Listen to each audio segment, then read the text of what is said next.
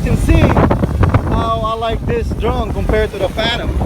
And I like the Mavic Pro because the platform design, even though in a bad condition like this, really windy, this drone is still managed to land right.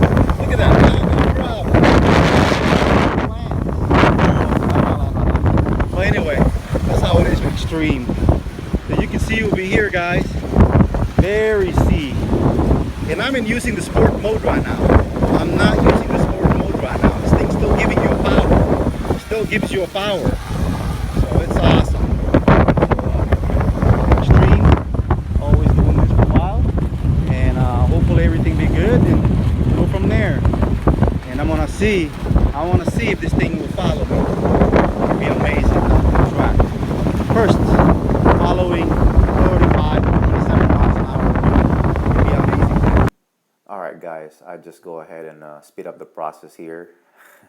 You guys can see it's already an active track. I just press the button and this girl over here is holding my transmitter. Don't even know, never flown her life in drones. Like what the heck is going on?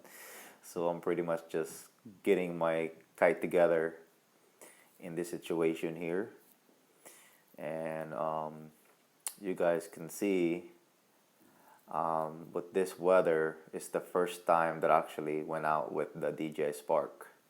It's about 27 to 30 miles an hour wind right now, and I'm using a 7-meter kite, so that's a small kite, and that's what I'm using here. And also, I'm not gonna go fast here because it's my first time with the Spark. I don't want to be hauling ass. I want this Spark to just to capture me in the video.